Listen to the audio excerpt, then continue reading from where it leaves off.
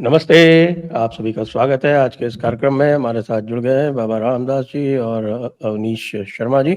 हमारा Jaipur dialogues annual summit है 7, 8, 9 नवंबर को और उसमें हमारे दोनों महानुभाव भी उसमें आ रहे हैं, बाबा जी और अवनीश जी। और आप सब ये ध्यान रखें कि हमारी रजिस्ट्रेशन जो है वो बहुत तेजी से चल रहे हैं, अभी करवा लीजिए, बाद में मिलते नहीं हैं, ये अमूमन देखा गया है। क्राउड फंडिंग भी चल रही है, 85% हो गई है, 15% आप लोगों को पूरी करवानी है। और चलते चलते बाबा जी तो आए हुए हैं समिट में, तो मैं उनसे पूछूंगा कि उनको हमारा एनुअल समिट कैसा लगा, और अवनीश जी से पूछूंगा कि उनको क्या सेकंड हैंड जानकारी क्या है। जी नहीं, अवनीश जी सर एक बार पहले आ चुके हैं। नहीं, आए हुए हैं। अच्छा, आ चुके हैं। अच्छा, हाँ, वो आया पहले ही has attended the summit as a delegate, श्रोता के रूप में आ चुके हैं, वक्ता के रूप में आ रहे हैं। मेरा तो सर बहुत लाजवाब अनुभव था। और मैं आपका एक बात में कायल हूं कि आपने सर वामपंथियों के गढ़ में घुस के वहां से उनको खदेड़ने का काम किया है। आप उल्टी बात हो गई। वो जेएलएफ वाले जो है वो पहले दूसरी जगह कराते थे, अब वो भी इसी वेन्यू पे आ गए हैं। अच्छा, तो उनका भी ऑर्गेनाइजेशन यही होता है, इसी होटल में। और मैंने तो सर उसके बारे में भी सुना है, बट जो जयपुर डायलॉग का जो एनुअल समिट है ना, वो तो मतलब वो आपने एक मिसाल कायम कर दी और बहुत से लोगों को प्रेरणा दे दी है। मेरा सर जिस साल पिछले नहीं, इससे ठीक पहले वाले, पिछले कुछ पारिवारिक वजह से मैं नहीं आ सका था पिछले वाले में। मेरा एक डेलीगेट के तौर पर मैं 3 दिन रहा था, और जो अनुभव मैं कहूंगा उस अनुभव को सीधे सीधे अब मैं यहाँ जोड़ दूं उस फिजिकल स्वरूप को और उस बौद्धिक उसको तमाम को, वो तो क्या ही कहना, उसमें काफी समय लग जाएगा।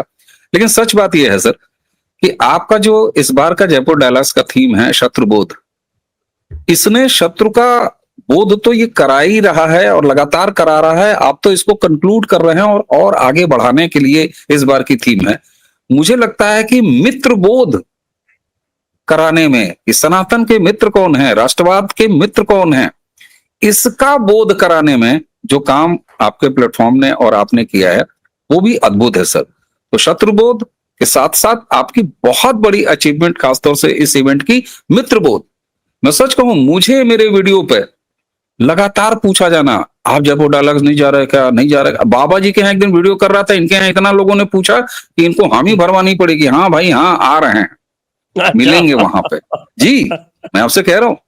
और मैं दर्शकों से कहूंगा कि जितनी मतलब आइए, बस आइए, एक अनुभव हमारा है। तो आपने शत्रुबोध तो इस बार का थीम है, लेकिन जो मित्रबोध इन तमाम सालों में आपने कराया है सनातनियों के बीच, राष्ट्र प्रथम भाव से जीने वालों के बीच, वो अद्भुत है।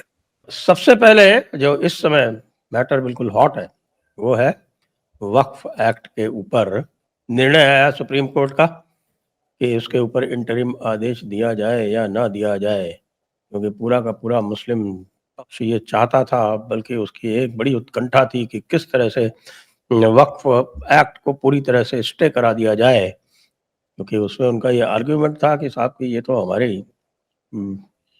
जिसको कहते हैं कि जो इस्लामी राज्य है उसकी धरोहर है। भारत तो अंततः इस्लामी राज्य ही था, और वैसे भी उसको वापस दारुल इस्लाम बनना है। इस समय जो है ये दारुल हर्ब हो गया है।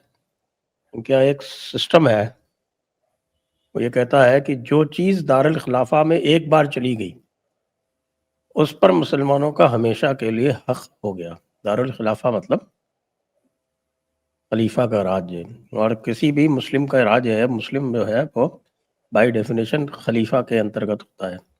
तो भारत में दारुल खिलाफा बहुत सालों रहा है, 1192 से लेकर, और कम से कम आप समझ लीजिए 1715 तक तो रहा ही है, जब मराठों ने मारना शुरू किया इनको। तो जो इनको 500 साल की जो चुल आती है उसको लेके सारा काम होता है, उसी के बहाने इन्होंने पार्टीशन करवाया। तो मैं शुरू करूंगा बाबा जी से। साहब, ये जो इनकी एक मैं कहूँगा, मैं तो इसको असफलता के रूप में ही देख रहा हूँ, क्योंकि जो जो 2-4 चीजें इनको जो है वो दी गई हैं, एक छोटा सा स्टे दे के, वो ये दिया गया है कि साहब वो कलेक्टर नहीं डिसाइड करेगा। अब चलो भाई, कलेक्टर नहीं डिसाइड करेगा, इससे ये बहुत खुश हैं कि साहब कलेक्टर नहीं डिसाइड करेगा। ये भूल जाते हैं कि इनके जो राज्य है, ये जब भी ये बात करते हैं तो कतई भूल जाते हैं कि आधी से आधी स्टेट्स पे ये राज्य कर रहे हैं, तो भाई कलेक्टर वहां इनकी बात मान लेता। अब वो कलेक्टर को हटवा दिया इन्होंने, चलो कोई बात नहीं। एक बड़ा अल्लाह उल्लाह हो रहा है कि साहब कि इस्लामी जो है वो इस 5 साल वाली जो कंडीशन है वो लागू नहीं होगी, लेकिन उसमें ये कहा है कि जब तक रूल्स आप नहीं बना देते हैं तब तक लागू नहीं होगी। ये ऐसा नहीं है कि ये कोई परपेचुटी में हो गया हो। और थोड़ा सा उन्होंने एक संख्या निर्धारित कर दी नॉन मुस्लिम्स की, तो बाबा जी क्या मिल गया इन्हें, ये क्यों नाच रहे हैं ऊपर नीचे? नहीं सर, वो देखिए, उनको एक फेस सेविंग के लिए बहाना चाहिए।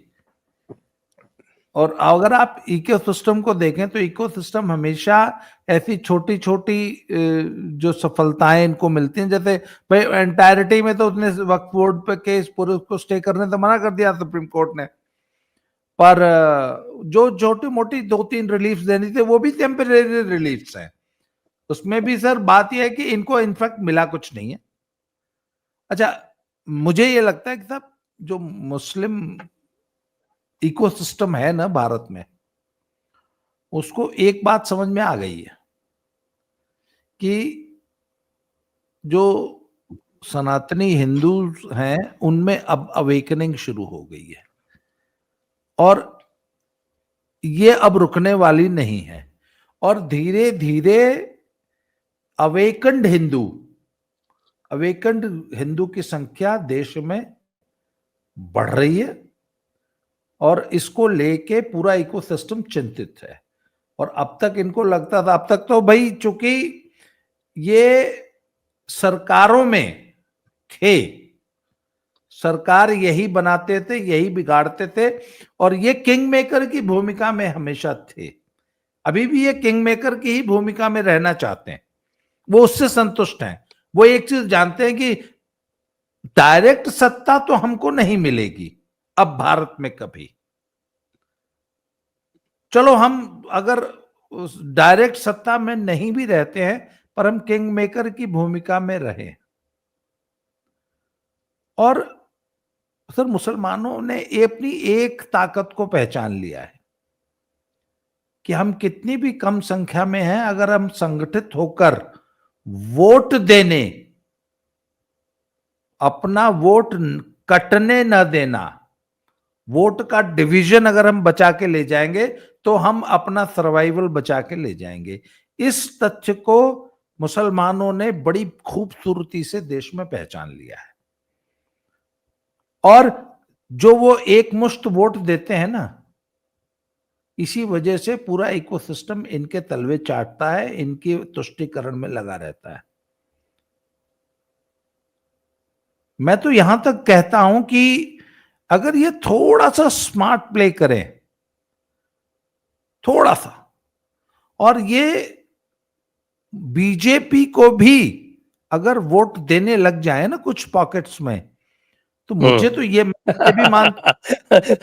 बीजेपी तो तुरंत राजी हो जाएगी। वो तो कह रहे हैं कि साहब कि हम तो जो है वो पूरे पाकिस्तान को वापस लेने के लिए तैयार हैं। कल का सरसंघ चालक जी का उद्बोधन है। मतलब वो उन 20 करोड़ संभल नहीं रहे, 25 करोड़ को और को लेने के लिए तैयार है। तो सर बीजेपी तो बिल्कुल ही इनके चरणों में बिछ जाएगी। तो और आज नहीं तो कल, मैं एक बात बता रहा हूं आपको, कोई ना कोई इनको ये समझाने वाला भी निकल आएगा कि यार अच्छा एक बार कुंदरकी में तो इन्होंने वोट दिया ही है ना। हाँ, वो तो तुर्क पठान के चक्कर में दिया है ना। वो चाहे जिस चक्कर में दिया, पर दिया, हम इतना जानते हैं। उधर कानपुर वाली वो जो सीट थी, किदवई नगर बोलते हैं, क्या बोलते हैं उसको, वो इरफान सोलंकी की बीवी जहां लड़ रही थी। तो सर मुसलमान बहुत टैक्टिकली वोट देना सीख गया है। तो जिस दिन ये, या तो हिंदू ही भी यही सीख जाए,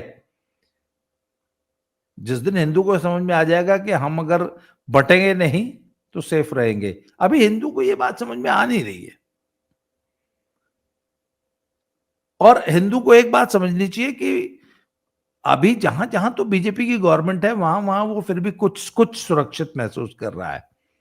पर आप देख लीजिए, आप जहां भी आप कांग्रेसी इकोसिस्टम की सरकारें हैं, या कांग्रेस से जो छिटकी हुई पार्टियां हैं उनकी सरकारें हैं, या मुलायम लालू जैसे लोगों की सरकारें हैं, वहां हिंदुओं का क्या हाल है। तो हिंदू को सर, वो आपने जो इस बार जो हमारा शत्रुबोध का जो थीम है ना सर, वो शत्रुबोध जिस दिन हिंदुओं में पैदा हो गया, उस दिन तो फिर हमारे से बड़ी ताकत तो दुनिया में कोई नहीं होगी। We will be the largest and the biggest and the strongest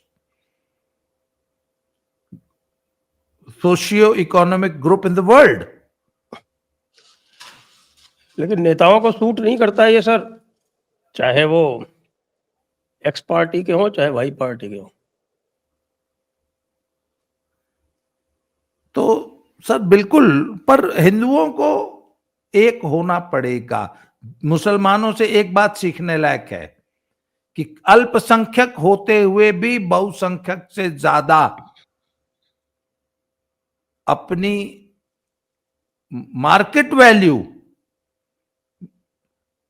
electoral बाजार में उनकी ज्यादा है हमसे। सभी उनका तुष्टीकरण, और ये सर पूरी दुनिया में देखने को मिल रहा है ना, ये सिर्फ भारत में नहीं है, पूरी दुनिया इनके तुष्टीकरण में लगी हुई है। ये इनसे सीखने की जरूरत है। जी अवनीश जी। जी सर। सर वक्त पे अगर टेक्निकली देख लिया जाए तो कंप्लीटली तो इनको कोई राहत मिली ही नहीं। और ध्यान देने की बात यह है कि सीजीआई ने फैसला देने के बाद कहा क्या है। जस्टिस गवाई ने यह कहा कि देखिए साहब, रेयर ऑफ रेयरेस्ट कोई मामला हो, यानी दुर्लभतम कोई स्थिति हो, तब हम किसी कानून पर रोक लगाएं, और यहां पर ऐसा है नहीं। और इसी के साथ जो अगला सेंटेंस उन्होंने कहा कि जो एक पूर्व धारणा होती है और होनी भी चाहिए, ये स्वस्थ पूर्व धारणा है, ये भी कहा उन्होंने। और कहा कि साहब, विधायिका से अगर कोई कानून पास होता है तो वो संवैधानिक रूप से बिल्कुल दुरुस्त होगा। ये पूर्व धारणा है और सही धारणा है। इसलिए उन्होंने कहा कि भाई हमारे इंटरवेंशन का, जी, प्रिजम्पशन ऑफ कॉन्स्टिट्यूशनैलिटी बोलते हैं उसको। एग्जैक्टली। तो उन्होंने कहा भाई फिर हम इसमें कोई हक नहीं रखते कि हम इसमें घुस जाएं, और ये दुर्लभतम मामला नहीं है। फिर उन्होंने कुछ छोटे छोटे चूरन दे दिए हैं, निश्चित तौर पर आपने अपने इंट्रो में ही कह दिया। ये कह दिया कि साहब नंबर चलो 3 हो जाएंगे गैर मुस्लिम। फिर उन्होंने कहा कि जो चेयर करेगा इसको वो मुसलमान एकदम। बता दूं आपको, जो दिए हैं ना, वो इसलिए दिए हैं क्योंकि बहुत सारे एक्स ऑफिशियो मेंबर्स हैं इसमें। हाँ। और वो अगर उसको थियोरेटिकली देखा जाए तो कुछ स्थितियां ऐसी बनती हैं कि वो एक्स ऑफिशियो नंबर मिला के उसमें गैर मुसलमानों की संख्या मुसलमानों से अधिक हो सकती है। तो इसको उन्होंने क्लैरिफाई करने के लिए ये डाल दिया लिमिट कि भाई इससे ज्यादा नहीं होंगे। बिल्कुल, क्योंकि ये फिर थोड़ा सा मतलब इमोशनली धक्का लग जाता है ना। पता चला कि वक्फ के किसी कमेटी में जो है वो गैर मुस्लिम मेजॉरिटी में आ जाए, तो ये नहीं होना चाहिए, वो होना भी नहीं चाहिए। ठीक है, तो एक ये दे दिया। दूसरा, वक्फ बाय यूजर जो इनका सबसे बड़ा तमाशा, उस पे तो साफ कुछ नहीं कहा, बिल्कुल स्पष्ट बोल दिया। मैं तो पढ़ के सुना दूं आपको जो बोला है। हाँ, बोला है, after noticing such instances of misuse, जो मेन कारण था वक्फ बाय यूजर को हटाने का, if the legislature finds that the concept of वक्फ by user has to be abolished and that too prospectively, in our view the same cannot prima facie be said to be arbitrary. In any case, as submitted by the learned Solicitor General, the deletion of clause 1 of section 3R of the original Waqf Act would come into effect on the date on which the impugned act has come into effect. The said provision would therefore not apply retrospectively. Therefore, the contention of the petitioners that the lands vested in the Waqf would be grabbed by the government prima facie holds no water. बिल्कुल मेरे सामने भी खुला हुआ है। अच्छा, अब दूसरा इनका क्या था कि हम रजिस्ट्रेशन नहीं कराएंगे। हाँ, सबसे बड़ा मामला तो ये है। ये लोगों को ध्यान नहीं है असल में कि 90% लैंड अनरजिस्टर्ड है, इनकी अनरजिस्टर्ड है। और मजे की बात, ये कहते थे साहब कोई प्रोविजन ही नहीं है, रजिस्ट्रेशन होना ही नहीं चाहिए। चीफ जस्टिस ने क्या कहा, सीजीआई ने सीधे कहा कि भैया तुमको याद दिला दें अगर भुला गए हो तो वक्फ प्रॉपर्टी के रजिस्ट्रेशन की व्यवस्था 1923 से है। खोज निकाला उन्होंने, खुद बताया कि 23 से है।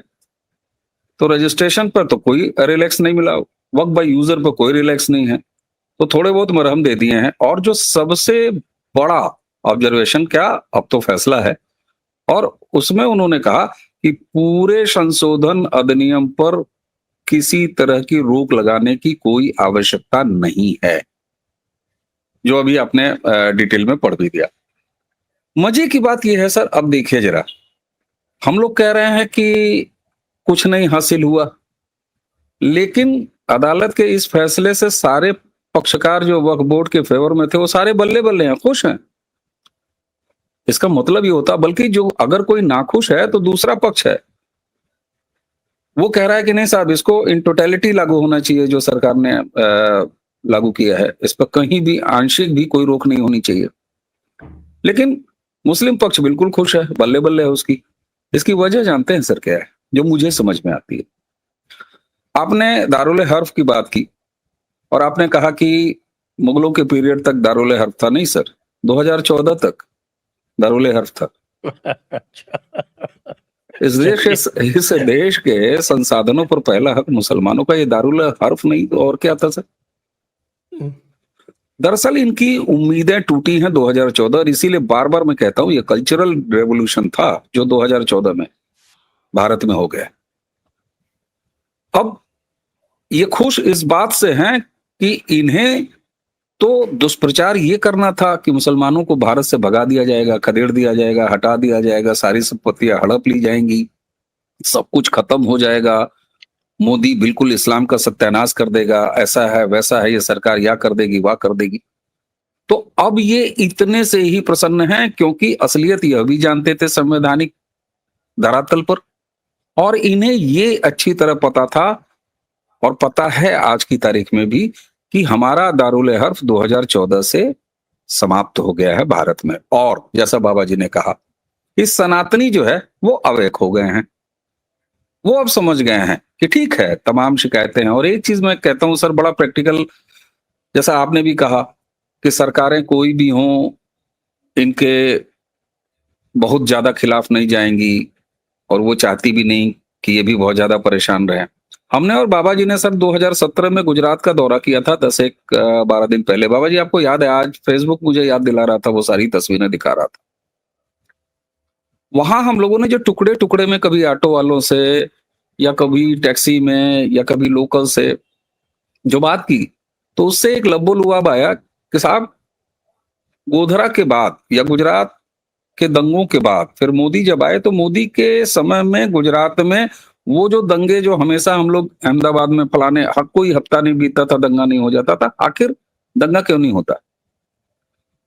जो लब्बो-लुआब था कई सारे अलग अलग बात होने के बाद, बोला साहब ऐसा है, मोदी ने ये दंगा करने वाली जो कौम है ना, इसको काम पे लगा दिया। तुम वाशर बनाना जानता है, चल तू वाशर बना, तू फलाने काम करता है तो फलाने काम करो। और उसने ये फिर उससे निकल के ये बात आई कि जब ये सारे काम धंधे पर लग गए, तो दूसरे का घर फूंकने के लिए जब ये निकलते या निकलने की प्लानिंग करते, तो इनको पता होता कि हमारे पास भी एक ऐसा घर है जिसको कोई आके फूंक सकता है।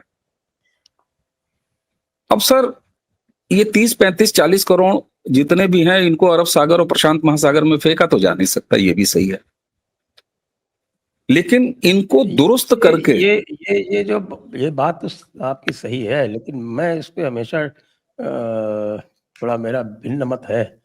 जब आप ये कह देते हैं ना, तब आप उनको इनकरेज करते हैं।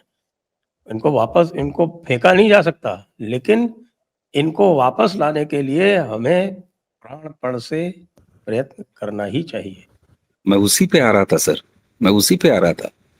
इनको दुरुस्त किया जा सकता है, जैसे आपने राजनीतिक रूप से 2014 से इनको दुरुस्त किया है, और एक शब्द मैं ऐसे ही गढ़ रहा हूं, औकातीकरण किया है आपने इसका, इनका राजनीतिक रूप से। एक समय तक सब्जियां जब बनती है ना, तो कोई बड़ी नफासत वाली, तो उसको वो क्या कहते हैं, पहले से मैरिनेशन होता है, उसके बाद फिर बड़ा अच्छे तरीके से वो कुकिंग होती है उसकी। तो ये जो 2014 से है, ये इनका मैरिनेशन है सर, कि दारुल हर्फ नहीं है। चचा जान सुन लो, अब्दुल इस बात को स्वीकारो, समझो। दूसरा, तुम्हारे न चाहते हुए भी 2014 से लगातार तीसरी बार एक ऐसी सरकार आके बन गई जिसे तुम कतई नहीं चाहते हो। मजबूरी में वोट जब दें तब दें। मैं तो ये आरएसएस के जो मुस्लिम मंच इस टाइप के जो तमाशे हैं, मैं इसकी उपयोगिता क्या है मैं नहीं समझता।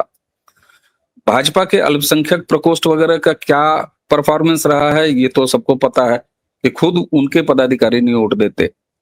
लेकिन सर ये पॉलिटिकल बदलाव नहीं है ना, जो आप कह रहे हैं कि पॉलिटिकली चेंज से नहीं आएगा। हाँ, पॉलिटिकल कंडीशनिंग जब इनकी लगातार हो जाएगी और इनको ये पता लग जाए कि नहीं साहब, अब हमारा वोट बैंक नाम का वो जो तमाशा है वो जीरो है, वो शून्य है, तब फिर वो वापसी कि अब तुम रहना यही है, रहना इसी हाल में है, तो फिर वापस अपने पुराने घर में आओ। ये सामाजिक, ये कोई सरकार नहीं कराएगी। ये इन्हें एक इंसिडेंट आपको बताता हूं, पूर्वांचल का, उत्तर प्रदेश के पूर्वांचल का जी। वहां पर मुसलमान नाम है अब्दुल फलाने, और अचानक उन सबों ने, ऐसा थोड़ी ना हो कि अचानक एक रात में उनको इल्हाम हुआ कि अरे हम तो डूबे हैं, और पूरे गांव ने अपने नाम के आगे डूबे तिवारी लगाना शुरू किया। शुरुआत में अखबारों को, मीडिया वालों को, जौनपुर की बात है ना शायद, ये जौनपुर की, जी हाँ। तो लोगों को लगा कि ये तमाशे कर रहे हैं, ये क्या कर रहे हैं भाई। लेकिन उन्होंने कहा नहीं साहब, हम अपने इसके नाम के आगे अब लगाएंगे क्योंकि हम तिवारी, हम डूबे हैं। यही हाल ठाकुरों के एक कास्ट का है जिसमें शाही लिखा जाता है। यही पूर्वांचल में गोरखपुर के पास ही एक गांव है सर, आप अगर उसमें जाइएगा, मैं प्रैक्टिकली उस गांव में गया और मैं मतलब भौचक्का रह गया। अचानक जो है मस्तराज शाही, अच्युता शाही, गिरिराज शाही, और अचानक नाम आता है उसी गांव में, बिना कोई टोले का फर्क हुए, बिना कोई दूरी हुए, गुड्डू लाल अमीन शाही। ये चौहान वगैरह आप देख रहे हैं। तो इनको जब ये अग्राहट की देश के संसाधनों पर पहला हक हमारा है, कांग्रेस और कांग्रेसी इकोसिस्टम, उनकी सरकारों ने जो उन्हें दामाद की तरह पाला है, ये अग्राहट अगर आप 2014 से लगातार निकाल रहे हैं, और इसीलिए मैं कहता हूं कि सत्ता की निरंतरता ये बड़ी आवश्यक है। इनको ये पता लग जाए कि हमारे वोट बैंक का काम जो है वो अब तमाम हो गया है। सर मैं बताऊं, समझौता करने वाली ये सबसे बड़ी कौम है, क्योंकि इनके डीएनए में समझौता है सर। या तो तलवार के डर पे, या तो 2 बोरी चावल, 2 रुपया प्रति महिला और 4 रुपया प्रति पुरुष, इसी कीमत पर इन्होंने समझौते किए हैं, या डर के या लालच से। आज जो भी इस देश में सनातनी बचे हैं, तलवार के डर से सलवार पहन लिए। बिल्कुल ये जुमला है, तलवार के डर से। और सर 2 बोरी चावल, 2 रुपया, वो लिखित दस्तावेज है, कन्वर्जन का जो रेट औरंगजेब ने लगाया था कि भैया 2 रुपया महिला को देंगे और 4 रुपया पुरुष को देंगे। इसी कीमत पे इन्होंने अपने अब्बाओं और अपनी अम्मियों को बदला है सर। तो एक बार जो बदला वो दोबारा क्यों नहीं बदल सकता। आज जो हम सनातनी भारत में हैं, ठीक है, हमें 65 साल कांग्रेसी इकोसिस्टम ने 2ym 4ym 8वें 10वें दर्जे का नागरिक बना के रखा। लेकिन ये बात तो सही है ना सर कि हमारे बाप दादाओं ने कन्वर्ट नहीं किया, तलवार के डर से शलवार नहीं पहनी, और उसके बावजूद आज हम बहुसंख्यक हैं। सर इन्हें इनकी बिसात बताते रहनी है, जो कि पॉलिटिकली संभव होगा। इसलिए सत्ता की निरंतरता बेहद आवश्यक है, और ये बहुत दिन तक ऐसे नहीं रह पाएंगे। एक समय आएगा, एक सामाजिक आंदोलन चलेगा, पता इनको भी है, इसीलिए कहते हैं कागज नहीं दिखाएंगे। इनको पता है कि कागज जो है रामलाल का निकल आएगा। तो ये काम तब होगा। वक्फ बोर्ड पर भी यही वजह है कि जो हिंदू पक्ष है, जो इसका चाहता है कि ये पूरी तरीके से लागू हो, वो नाखुश है। ये तो इतना सही पाके बिल्कुल खुश हैं। अब ये अलग बात है कि सस्ते लोग बाहर ये करेंगे ही, कांग्रेसी इकोसिस्टम ये करेगा ही कि अरे जीत गए। जैसे योगी जी के बुलडोजर के मामले को लेकर जब पैन इंडिया एक नियमावली बना दिया सुप्रीम कोर्ट ने, तो ब्रेकिंग क्या लगाया जा रहा था, थम गया योगी जी का बुलडोजर, खींच लिया योगी जी के बुलडोजर का पहिया सुप्रीम कोर्ट ने। लेकिन ऐसा कुछ नहीं हुआ। सुप्रीम कोर्ट ने तो गाइडलाइन बना के पैन इंडिया पूरे भारत में बुलडोजर चलने के रास्ते खोल दिए। तो सर इनको हासिल कुछ नहीं हुआ है। बस ये है कि जिस तरीके से मैं ये ऐसा मानता हूं कि कम से कम 2014 से जो सत्ता परिवर्तन यहां हुआ है, इनको उठा के बाहर फेंकना नहीं तो संभव है किसी सरकार को, लेकिन दामाद बना के रखने की परंपरा भी 2014 से समाप्त हुई है। और इतना इनको दुरुस्त करने के लिए बहुत काफी है। समय लगेगा क्योंकि सरकार कन्वर्जन नहीं करा सकती, घर वापसी नहीं करा सकती। सॉरी, कन्वर्जन शब्द हमारे यहाँ है नहीं। सरकार घर वापसी नहीं कराती, ये सरकार का काम भी नहीं है, ये समाज का काम है। ये सांस्कृतिक अनुष्ठान है सर, तो सांस्कृतिक अनुष्ठान तो समाज को करना होगा। जी हाँ जी, तो इसी बात को थोड़ा सा आगे बढ़ाएं तो बाबा जी, ये जो इन्होंने कहा, अभी हमारे जैसे उत्तर प्रदेश में पहले जो है वो धर्म परिवर्तन प्रोहिबिशन एक्ट आ चुका है, निषेध प्रतिषेध अधिनियम। इसी तरह से राजस्थान में भी आया है, और इनमें दोनों में कॉमन बात यह है कि साहब इसमें यह है कि यदि कोई अपने मूल धर्म में घर वापसी करता है, उसके ऊपर वो लागू नहीं होगा। जी, और राजस्थान वाले एक्ट में तो जो सजा इत्यादि है, वो तो उत्तर प्रदेश वाले एक्ट से भी अधिक भयानक कर दी गई है, जिसमें मास कन्वर्शन में लाइफ इम्प्रिजनमेंट तक का प्रावधान है। जी बाबा जी। सर जहां तक घर वापसी की बात है ना, सच्चाई ये है कि there is a very strong undercurrent in Muslims. वो इस बात को रियलाइज करते हैं कि हमारे धर्म में कुछ इनहेरेंट आधारभूत कमियां हैं जो हमें शर्मिंदगी का बायस हमारे लिए बनती हैं। आखिर क्या कारण है कि एक बहुत बड़ा वर्ग इनका अपना नाम, अपनी पहचान छुपा के सिर्फ भारत में नहीं पूरी दुनिया में सरवाइव करने की कोशिश करता है। आज आप यहां नॉर्थ इंडिया में आप किसी भी मुसलमान से उसका नाम पूछ लीजिए, वो अपना असली नाम नहीं बताना चाहता। वो गुड्डू, राजू, अच्छा ये तो गुड्डू और राजू रखते हैं। जो महिलाएं हैं वो तो सीधा पुष्पा नाम बताती हैं अपना, कुसुम, पुष्पा, राधिका। अभी हमारे यहाँ हमारी एक मेड आई, हमें तो बहुत दिनों बाद मालूम चला कि भैया इसका नाम राधिका नहीं, इसका असली नाम। मैंने पूछा है तुम्हारा असली नाम क्या है, तो बताइए। तो मैंने पूछा ये अपने असली नाम से क्यों नहीं, कहते नहीं आपको ना तो कोई घर देता है ना कोई काम देता है। और वहां पे जो है वो दिल्ली दरबार नाम से रेस्टोरेंट चलाते हैं पूरे इंग्लैंड में, पूरे दुबई में वो पूरा, आप विदेश में कहीं भी चले जाइए, जितने भी पाकिस्तानी हैं वो सब इंडियन रेस्टोरेंट के नाम से चलाते हैं, इंडियन। तो सर ये इनको भी पता है कि अब्दुल के नाम से बोनी नहीं होगी। तो सर वो समझ रहे हैं। अच्छा, उनको एक इस बात की भी टीस है कि यार अगर ये होते तो बेटर होते इससे हर मामले में।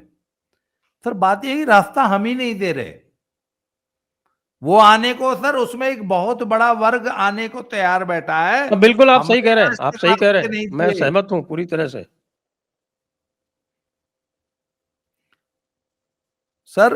और बात ये ना, आपकी बात कोई और आगे बढ़ाऊं तो ये कहूं कि देखिए, यदि परावर्तन हो रहा है तो उन संप्रदायों के माध्यम से हो रहा है जिनको बहुत सारे लोग मेन स्ट्रीम नहीं मानते।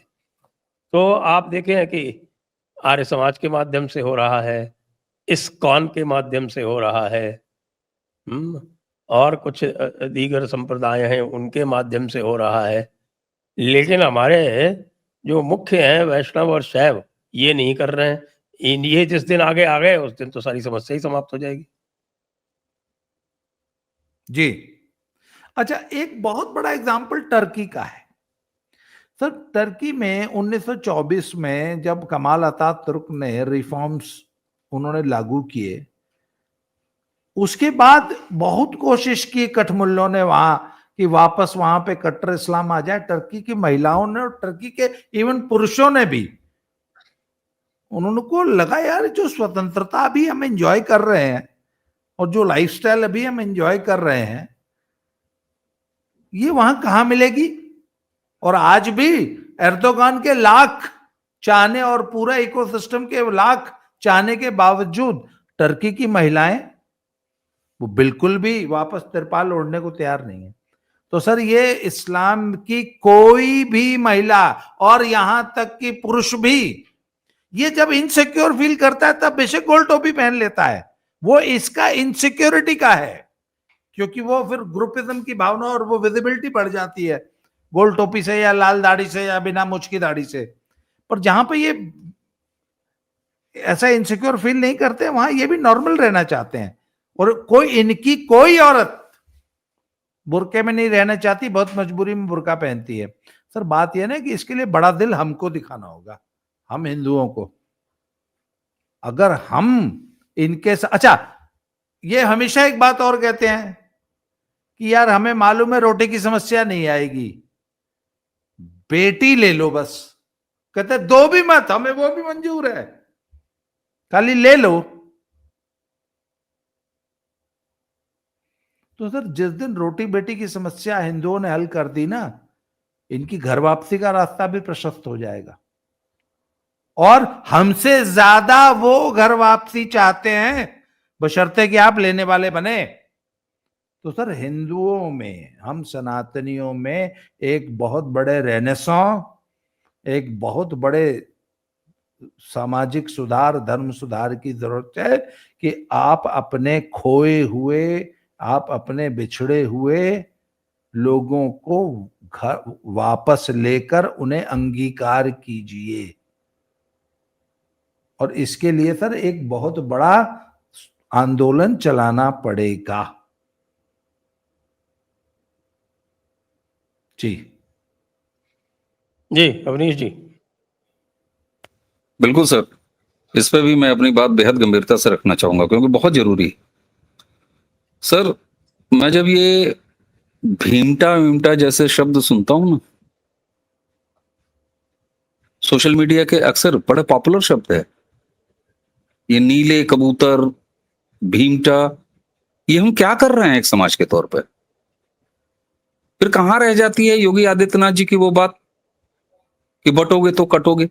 ठीक है, पॉलिटिकल आइडियोलॉजी इस समय कहीं जाके खड़ी हुई है। कम्युनिस्टों का जो वो एक मोडस ऑपरेंडी है, जिन्होंने ये कहा कि नहीं, तुम्हारे समाज के लोगों ने तुम्हारे कान में पिघला शीशा डाला, उमेड़ा, तुम्हारा किया, ये उनकिया, बल्कि एक तरह से कहिए कि उन्होंने वो पिघला शीशा डाला है, तो उसका परिणाम हो सकता है। ये पिघला शीशा वाली बात कहाँ है वैसे? कहीं नहीं है सर, इसीलिए तो मैंने कहा कि उन्होंने डाला है पिघला के, कि ऐसा पिघला शीशा डाला था, मैंने यही बात कही भाई। अब सर मैं तो मनुस्मृति पूरी अच्छी तरह से पढ़ चुका हूं, मुझे तो कहीं मिली नहीं इस तरह की। इन्होंने पिघलाया शीशा कि ऐसा शीशा ही डाला था, ये शीशा कह के डाल दिया इन्होंने। सर सवाल ये होता है कि पॉलिटिकल उनका अलग कहीं मामला इस समय खड़ा होगा, लेकिन एक चीज मैं और कहता हूं, 2014 में जो इतना बड़ा मैंडेट आया, 19 में जो इतना बड़ा मैंडेट आया, जब समाज के हर पॉकेट से वोट मिलते हैं किसी एक पार्टी को, तब इतना बड़ा मैंडेट आता है। तो इस तरह की चीजों से बचना चाहिए। एक रहोगे तो सेफ रहो, या तो याद कीजिए ना, इमोशनल नारा थोड़ी ना है कि नरेंद्र मोदी जी ने दे दिया और योगी आदित्यनाथ जी ने दे दिया, हम बस उसी को लहरा देंगे, जय भीम, जय भवानी, जय वीर शिवाजी करके काम खत्म हो जाएगा। बहुत गुंजाइश है सर, बहुत ज्यादा गुंजाइश है। एक समाज के तौर पर पहले तो हम अपने अंदर ही अपना विस्तार करें, कारण क्या है सर? आज भी आप देखिए ये कम्युनिस्ट जो नंबरों की मतलब ज्ञान तो रखते नहीं लेकिन खेलते हैं। राहुल भी उसी पे काम कर रहे हैं, बाबा जी, और हमने कई बार ऐसी बात की है। सर आज भी वो यही कहते हैं ना, एक बड़ा बेढंगा और बेहुदा तर्क देते हैं कि साहब देखिए नरेंद्र मोदी या भाजपा या एनडीए जीत रही है, ठीक है, लेकिन 60% के लगभग मत इनके खिलाफ आज भी पड़ते हैं और मॉरल विक्ट्री का झंडा उठा के घूमते हैं। वो 60% को हम कितना कम कर सकते हैं, और ये अब होगा स्वीकारता से, दोनों हाथ फैला के। अभी हम उनकी बात घर वापसी वालों की जरा सा दूर रख रहे हैं, पहले यहीं से इस क्रम को आगे बढ़ाना चाहिए सर। और जो घर वापसी वाली बात है ये बिल्कुल सही है सर, कि घर वापसी करने के बाद अगर उनको बाकी सारी चीजें नहीं मिली, बच्चों के लिए रिश्ते नहीं मिले, स्वीकारता नहीं मिली, गांव में बसना नहीं मिला, घाटों जैसे ही कंडीशन में उनको रहना हुआ, तो फिर वो बहुत अस्थायी नहीं होगा पहले तो। अब यहां पर मैं सर एक चीज, कई लोग सुना देते हैं कि आप अपने घर के बच्चों की शादी करेंगे क्या? अरे साहब देखिए, यहां पर हमारे धर्म गुरुओं का रोल आता है, बड़े धार्मिक संस्थाओं का रोल आता है। आपने जैसे कोई संस्थाएं गिनाई, इसे और विस्तार देने की आवश्यकता है। आप जबरिया म्लेच्छ कह के उनको बाहर की, ऐसे भी घटनाएं, मैं उन घटनाओं पर नहीं जाऊंगा कि किसी ने अगर बात कर लिया, मिल लिया, खा लिया, तो ऐसे लोगों को भी मजबूरन स्वीकार करना पड़ गया। उस मानसिकता से बाहर आना। और जो ये हमारे आपने शैव और वैष्णव, इसके ऊपर हमारे मित्र संदीप बालाकृष्ण ने बड़े अच्छे लेख लिखे हैं कि कैसे पुरातन काल में इस तरह की कोई घटना हो जाती थी तो इंस्टीट्यूशनलाइज मैकेनिज्म थे उनको वापस लाने के लिए। ये जब इस्लामी राज्य आया है ना, उसके बाद से वो थोड़े से मुश्किल हो गए। नहीं तो ये हमारे यहाँ परंपरा लगभग 12वीं शताब्दी तक विद्यमान थी। 12वीं शताब्दी के बाद जब आपस में रिसोर्सेज जो है वो इस्लामियों ने कमांड कर लिए और फिर रिसोर्सेज को लेके आपस में जब थोड़ा सा टसल होने लगा तो फिर जो है ये रूढ़िवादिता बढ़ी है, उसके कारण ये हुआ है। लेकिन अब तो वो समस्या नहीं है, अब तो हमें वापस उसी स्थान पर पहुंच जाना चाहिए। बिल्कुल खुल के पहुंच जाना चाहिए। ये हमारे जितने धर्म गुरु हैं, मैं तो नाम लूंगा, आदरणीय जितने भी हमारे शंकराचार्यों के जो पीठ हैं, ये सारे बड़ी बड़ी धार्मिक संस्थाएं जो है मेन स्ट्रीम में आए ना, यदा कदा वाली क्यों? आर्य समाज को ही क्यों आप ये सारा काम दे के रख देंगे? आप क्यों इस्कॉन को, उसकी भी आप आलोचना करेंगे समय समय पर? सर हमारे यहाँ समस्या जानते हैं, एक पाखंडी शुद्धतावाद, इसकी कल्पना जो है कि जो कुछ चाहिए 100% चाहिए, ऐसे नहीं होता है। आपको एक बीच का रास्ता निकालना होगा। जितने भी धार्मिक गुरु हैं उनको वो आगे बढ़ें, वो उसकी बात करें, तब जाके होगा। इसलिए कि ये कोई सरकार नहीं करा सकती। इसीलिए मैंने कहा ये सांस्कृतिक आंदोलन होगा। इसको आप धार्मिक आंदोलन भी मत कहिए, एक सांस्कृतिक आंदोलन होगा। और भारत का मुसलमान आज जो है उसको इंडोनेशिया टाइप मुसलमान अभी बनाइए, और वो पॉलिटिकल सिस्टम से बनेगा जब उसका औकातीकरण होता रहेगा, और धीरे धीरे करके एक सामाजिक सांस्कृतिक आंदोलन चलेगा, तभी होगा। इसमें तो लीड लेना ही पड़ेगा। ऐसे सर चुपचाप बैठ के कि कश्मीर तो चाहिए लेकिन वहां का डेमोग्राफी नहीं चाहिए, कुछ तो आएंगे ही सर, उनको फिर सुधारना भी पड़ेगा। हालांकि अब पूरा पाकिस्तान भी नहीं चाहिए जैसे आपने कहा, वो तो बहुत ज्यादा हो जाएगा सर। जी नहीं संभाल पाएंगे आप। सरदार पटेल भी नहीं संभाल पाए थे। आपको मैं याद दिला दूं, जो भारत का जो विभाजन हुआ था वो तब हुआ था जब सरदार पटेल अपने अनुभवों के बाद में इस बात पर राजी हो गए कि हाँ भाई पार्टीशन के बगैर काम नहीं चल सकता, क्योंकि लियाकत अली खान ने उसको, लियाकत अली खान को फाइनेंस मिनिस्टर बना दिया था, उसने काम ही नहीं करने दिया किसी पूरी सरकार को। ये तो रिकॉर्ड है। मुझे याद आता है एक जो आजकल ओवैसी की पार्टी का प्रवक्ता बन गया है, टीवी बहसों में बड़ा आता था, शोएब जमाई, उसने बीच में यही तो बात कही थी। उसने यही बात तो कही थी कि यहाँ के 25-30 करोड़ हम, पाकिस्तान वाले 25-30 करोड़ हम, और बांग्लादेश वाले हम, लो हमारी मेजॉरिटी हो गई। मैं उसकी बात को बड़ी गंभीरता से मैंने लिया। तो नागपुर को मतलब क्या ही कहा जाए उनको, ये तो नहीं कहा जाएगा कि समझना चाहिए, लेकिन इसीलिए मैं कह रहा हूँ ये इनका इनको बहुत ज्यादा बैलेंस करने की आवश्यकता नहीं है। हाँ, मोदी जी की एक बात मुझे ठीक है कि तुम खाली पेट न रहो, क्योंकि गुजरात में देख के आए हैं, जैसे ही उन सबों ने बताया कि जब तक पेट खाली था तो ये निकल लेते थे दंगा करने, इनका पेट भरने लगा और ये वाशर वोशर बेचने लगे, एक घर भी हो गया, तब इनको समझ में आ गया कि हम दूसरे का घर फूकेंगे, कोई आके हमारा भी पीछे से फूक जाएगा, और इसलिए काम धंधे में है, मस्त है, चुपचाप लगे हुए। तो सर मुझे लगता है कि ये समाज को भी सोचना। गुजरात जी, गुजरात में शांति तो 2002 के बाद ही आई है, उससे पहले तो नहीं। मैं उसी शांति की बात कर रहा हूँ सर, उसी शांति की, उसी के बाद ही हम लोग 17 में गए थे। नहीं तो अब 2002 में जो कुछ हुआ वो तो अलग ही चैप्टर है ना। जी बाबा जी, हाँ, आप कुछ कहना चाह रहे थे? सर देखिए, ये तो एक यूनिवर्सल ट्रुथ है, ध्रुव सत्य है कि शांति हमेशा तलवार से ही आती है। बिल्कुल बिल्कुल, ये तो मिलिट्री कहती है ना, if you want peace you have to be ready for war. Yes, दूसरी ये तो जितने भी आप बात है, मिलिट्री डॉक्ट्रिन्स हैं सब में मिल जाएगा आप। और मेरा एक और अनुभव है सर कि वो हम लोग वैक्सीनेशन करते हैं ना, तब तो एक बार वैक्सीनेशन देने के बाद थोड़ा सा बुखार आता है, और उसके बाद हर साल बूस्टर डोज दिया जाता है। तो वैक्सीन दो, एक दो दिन बुखार आएगा, वो जरूरी है, और उसके बाद हर निश्चित समय बाद बूस्टर डोज देना पड़ता है। ये मैंने यूपी में देखा है। एक बार इन्होंने बनारस में बूस्टर, एक बार वैक्सीन दिया है इनको कल्याण सिंह जी के जमाने में, उसके बाद शांति रही 10 साल। 10 साल बाद ये फिर बदमाशी करने लगे। तब मैंने एक पोस्ट लिखी थी, शायद उसको आपने अवनीश जी को याद होगी। मैंने कहा था यार देखो 10 साल हो गए बॉस, 10 साल बाद ये बूस्टर डोज मांगते हैं। गुजरात में भी बूस्टर डोज का टाइम आ गया है। हर 10 साल बाद बूस्टर डोज देना पड़ता है, शांति तभी स्थापित रहती है। ये भूल जाते हैं बड़ी जल्दी, हर 2-4 महीने में देते रहते हैं। एवरेज निकालिएगा सर तो हर 2-4 घंटे में पूरे यूपी में कहीं ना कहीं डोज मिलता रहता है सर। तो 4 महीना ज्यादा हो गया। और अभी तो देखिए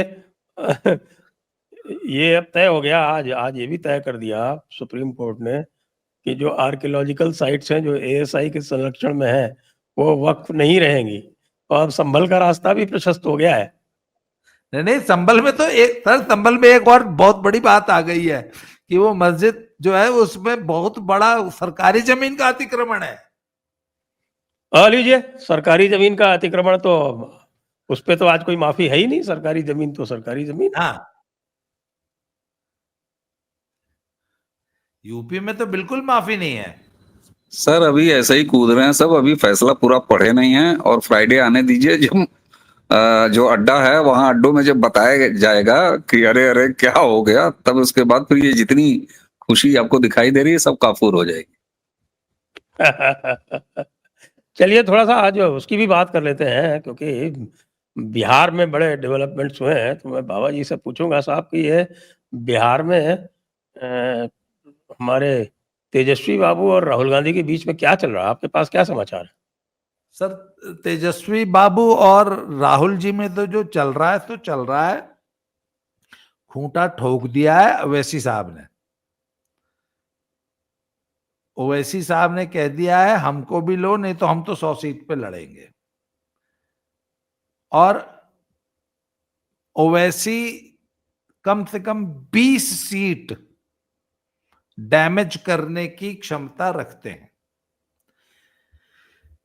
पिछली बार 25 सीट जितवा दी थी आरजेडी को आपके पासवान जी ने, चिराग ने, और 7 सीट जितवा दी थी कांग्रेस को। 32 सीट टोटल जितवाई थी सर। इस बार वो सीधे सीधे 25 सीट का डेंट आरजेडी को लगना तय है, 5 सीट मिनिमम। लेकिन प्रशांत किशोर फैक्टर भी तो है। अभी बता रहा हूं सर, अभी बता रहा हूं, रुके सर। 5 सीट का मिनिमम डेंट तेजू भैया देंगे तेजस्वी को।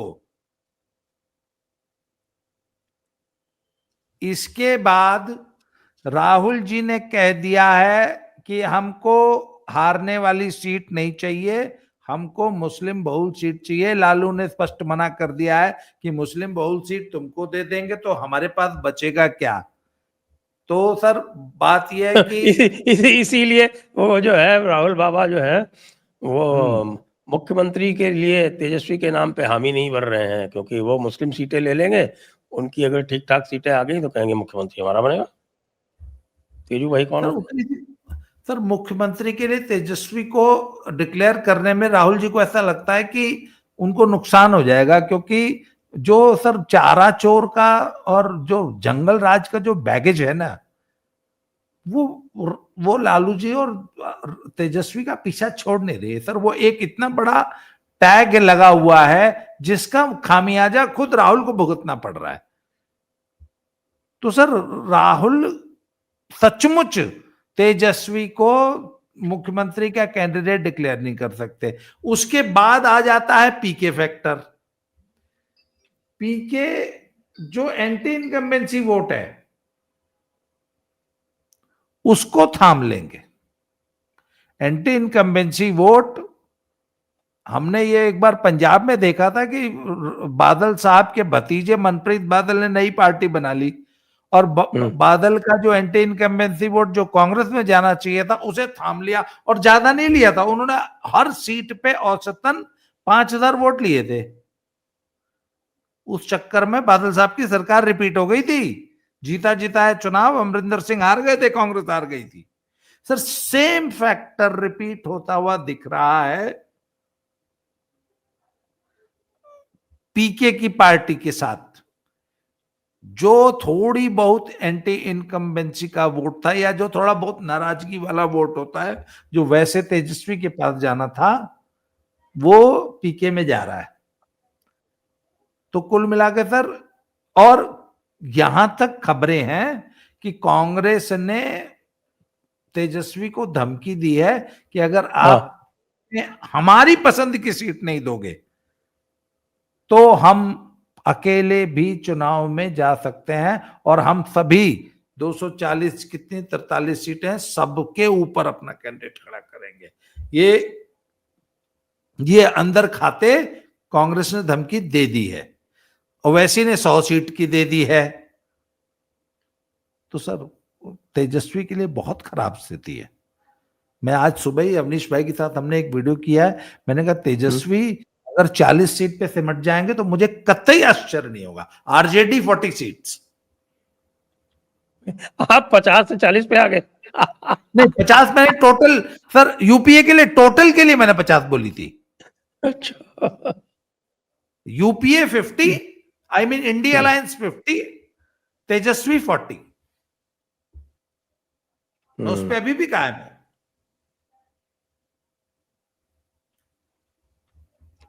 जी जी अवनीश जी, आप कैसे देख रहे हैं? जी, क्योंकि झगड़ा तो जीतन राम मांझी भी कर रहे हैं। नहीं झगड़ा सर, इलेक्शन के पहले झगड़ा सारे करते हैं नेता, जब तक सीट नहीं मिल जाती और जब तक काउंटिंग नहीं हो जाती तब तक सारे नेता जीत रहे होते हैं। ये बड़ी सामान्य सी चीज है। सर एक चीज मैं बताऊं आपको, ये जो ओवैसी वाली पार्टी का मामला है कि ओवैसी ने कहा कि अब हम 100 पर लड़ने की धमकी नहीं है। हुआ ये डेवलपमेंट कि जो प्रदेश के नेता थे ओवैसी की पार्टी के, वो बाकायदे लालू और राबड़ी के घर गए, मतलब तेजस्वी से नहीं, लालू के पास गए, राबड़ी भी थी वहां। उन्होंने कहा, इससे पहले यात्रा में ओवैसी ने अपने पार्टी के लोगों से पोस्टर लहरवा दिए थे कि वोट हमारा और हमको इंडी में नहीं लोगे तो फिर ऐसे नहीं चलेगा। ओवैसी ये चाहते थे इसलिए क्योंकि 5 सीटें जो पिछली बार उनके 5 विधायक थे उनको समेट लाए थे तेजस्वी। तो ओवैसी ये चाहते थे कि इससे अच्छा कि हम जीते मेहनत करके और उठा के ये लेके चला जाए, तो बेहतर ये है कि हम इंडिया अलायंस के अंदर ही रह लें। और 5 सीट अगर वो जीत चुके थे तो इस बार अगर मान लीजिए 10 सीट उनको मिल जाती तो उसमें से 5 से उनकी 2-4 आगे बढ़ी जानी थी, इसमें कोई शक नहीं है, जो जहां जहां वो कैंडिडेट उतारते हैं। अब लालू ने बाकायदे भगाया है, और स्टाइल अब कैसी है, भगाया है सर। उस नेता ने लालू के घर पर से निकलने के बाद गाना गाया है, और अब ओवैसी बिल्कुल उस वाले मोड में है, ठुकरा के मेरा प्यार मेरा इंतकाम देखेगी। और ओवैसी ने बिल्कुल जिद कर लिया है कि वो 100 सीट लड़ेंगे, स्पष्ट घोषणा कर चुके हैं। 100 सीटों पर वो कैंडिडेट उतारेंगे। पहला उनका प्रेफरेंस यही रहे, मतलब प्रायोरिटी रहेगी कि जहां पे उनके मुस्लिम डोमिनेंस है वो सीटें, प्लस कुछ और सीटें। एक ही है। बाबा जी ने जो एक बात, बाबा जी आपने जो कहा कि प्रशांत किशोर जो है वो एंटी इनकम्बेंसी या फिर थोड़ी बहुत नाराजगी निराशा वाली जो नीतीश सरकार और एनडीए सरकार से था उसको थाम लेंगे, लेकिन मैं थोड़ा सा अलग एक बात बताऊंगा। दरअसल ये वोटर जगाओ कथित वाली यात्रा और राहुल गांधी की शाब्दिक बदतमीजियां, तुम तड़ाम से लेके मोदी जी के माँ की गाली तक, उसके बाद बिहारियों को बीड़ी और ये वो दुनिया, मतलब हर तरह की शाब्दिक बेइज्जती, बदतमीजी, इन सारी चीजों से एक बहुत तेज नफरत का भाव, मैं नफरत कह रहा हूं शब्द, नफरत का भाव राहुल गांधी के प्रति। वोट तो इनका है नहीं, नेता इनके है नहीं। लालू की एक धमकी, तेजस्वी की एक धमकी, और कन्हैया कुमार नाम का लड़का नजर नहीं आ रहा है कहीं।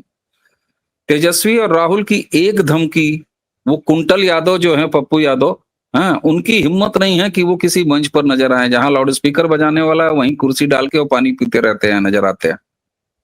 तो बिसात कुछ है नहीं। पहले भी यही रहा है कि लालू ने जितनी सीटें इनके झोली में डाल दी हैं, चुपचाप उतने लड़े हैं। क्या पिछली बार 70 सीटें पाने की इनकी बिसात थी क्या बिहार में? संगठन के स्तर पर, नेता के स्तर, उस समय तेजस्वी बहुत मूर्खता खुश थे। बिल्कुल तेजस्वी की मूर्खता, ओवर कॉन्फिडेंट आदमी था, उसको पता नहीं क्या था, राजनीतिक अकौशल कहिए या जो कुछ भी कहिए। मैं ये मानता हूं कि जो कुछ भी थोड़ा एंटी इनकम्बेंसी वोट था, वो सबका सब और नाराजगी का वोट वापस चला आया है एनडीए खेमे में, और इसका सबसे बड़ा क्रेडिट जाता है राहुल गांधी की फैलाई हुई बदतमीजियों ने, अस्तरहीनता ने, ये एआई वीडियो जैसी हरकतों ने। मैं सच कह रहा हूं कि राहुल दोबारा अगर बिहार का दौरा कर रहे हैं, हालांकि अभी जो इन्होंने ज्वाइंट रैलियां करने का जो सोचा था, और मैं आपको एक चीज बड़ा जरूरी है सर, फीडबैक बता दूं। ये जो वोटर जगाओ यात्रा करके आए हैं, जिन जिन रूट से ये यात्रा करके आए हैं, उसके बाद सेंट्रल लीडरशिप वहां जो इनकी टीम है कांग्रेस की, उन्होंने कुछ एक्सपर्ट्स और डेटा कलेक्टर्स को भेजा था उसी रूट पर कि भाई देख के आओ क्या असर है। और जो फीडबैक आई है, उसके बाद इन्होंने ये तय किया था कि अब ये वहां पर पॉलिटिकल रैलियां करेंगे। लेकिन लालू ने अब इस पर लेके एक स्ट्रांग स्टैंड ले लिया है, क्योंकि लालू ये जान गए हैं कि जो नफरत इस आदमी ने, जो शाब्दिक बदतमीजियां अपने लिए जो नफरत इकट्ठा की है, उसका बहुत बड़ा डेंट तेजस्वी झेलने जा रहे हैं, आरजेडी झेलने जा रही है। अब मुझे बहुत संदेह है सर कि इस आदमी की अगर रैलियां राहुल गांधी की दोबारा हुई, तो ये मां एपिसोड के बाद और उसके बाद ये एआई वीडियो के बाद, मैं सच कहता हूं कि मतलब उनकी सुरक्षा ठीक ठाक रखे मोदी जी, ठीक है, अच्छा है। सीआरपीएफ ने भी बढ़िया सवाल उठा दिया है कि ये आदमी कहाँ कहाँ नाचता फिरता है बिना मतलब। तो ये हद है। इसलिए मैं कह रहा हूं कि इसमें जो एंटी इनकम्बेंसी वाला मामला है ना, वो तो हर सरकार के साथ होता है, निश्चित तौर पर होता है, लेकिन राहुल गांधी को वो क्रेडिट जाता है, उन्होंने वापस करा दिया है वो सारा कुछ। और आज से प्रधानमंत्री, आज हम लोग इसको रिकॉर्ड कर रहे हैं, बातचीत कर रहे हैं, पूर्णिया पप्पू यादव वाले इलाके से प्रधानमंत्री जी ने अपना गेयर लगाना शुरू कर दिया है, पॉलिटिकल वो अपना चुनावी मोड में आ गए हैं। तो मुझे ऐसा लगता है कि बाबा, मैं बहुत ज्यादा फिगर्स पर नहीं जाता हूं, लेकिन इसमें अब मेरा भी यकीन बनता जा रहा है कि ऑल टाइम लो प्रदर्शन। और आप कह रहे हैं सर कि बाबा जी वो 40 सीट पे ले आ दिए, राहुल गांधी की कितनी सीटें हैं? ये खुद अब 50, इनके नेता कह रहे हैं कि हमको भले कम सीट दो, 85 सीट दो, लेकिन हमको जिताऊ सीट दो।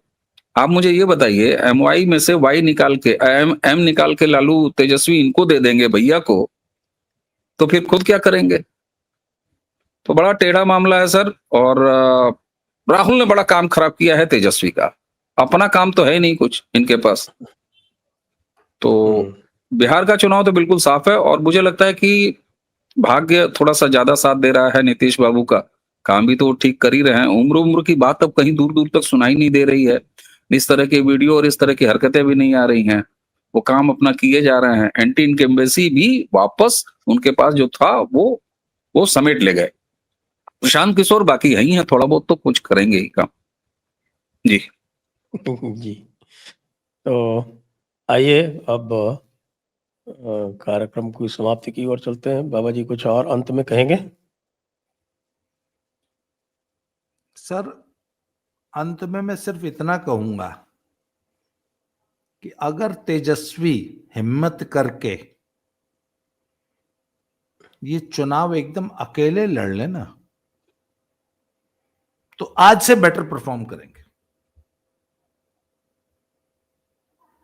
देखिए, लॉन्ग टर्म अगर आपने टारगेट्स बनाने हैं तो कांग्रेस चाहेगी कि यूपी और बिहार से मुलायम और तेजस्वी लालू की पार्टियां बिल्कुल समाप्त हो जाएं, तभी कांग्रेस के लिए जगह। वो डिस्कवरी चैनल में शेर जो है वो जब कब्ज को मार देता है तभी शेरनी वापस जो है प्रजनन के लिए तैयार होती है। सर जब तक लालू और मुलायम की पार्टियां बिहार में और यूपी में मरेंगी नहीं, तब तक कांग्रेस का रिवाइवल नहीं होना है। इसलिए कांग्रेस को चाहिए कि इन दोनों को मार दें, और अगर इन दोनों को जिंदा रहना है तो इनको चाहिए कि ये कांग्रेस को मारते हैं। तो दोनों में से किसी एक को तो मरना पड़ेगा। ठीक बाबा जी, आप मल्टीपोलर इलेक्शन कराइए और बीजेपी को जिताइए। आपके कहने का यही मतलब है? नहीं सर, कांग्रेस अलग लड़े, तात्कालिक फायदा, एक मिनट, तात्कालिक फायदा बीजेपी को हो सकता है, पर लॉन्ग टर्म में उनमें से कोई एक जिंदा रह जाएगा, नहीं तो दोनों मरेंगे, आज बता रहा हूं। बाबा जी बार बार आपका विपक्ष प्रेम और खास तौर से आपका जो है कांग्रेस प्रेम झलक जाता है, न जाने क्यों। मैं तो I talk as an analyst. अगर कांग्रेस को जिंदा होना है तो इन दोनों को मारना पड़ेगा, और अगर उन दोनों को जिंदा रहना है तो कांग्रेस को मारना पड़ेगा। सर युद्ध है ये, बड़ा निर्मम होता है। तो आइए अब चलते हैं उपसंहार की ओर। सभी दर्शकों को बहुत बहुत धन्यवाद। बाबा रामदास जी को, अवनीश जी को भी बहुत बहुत धन्यवाद। जय हिंद, जय भारत, वंदे मातरम। जय जय श्री जय श्री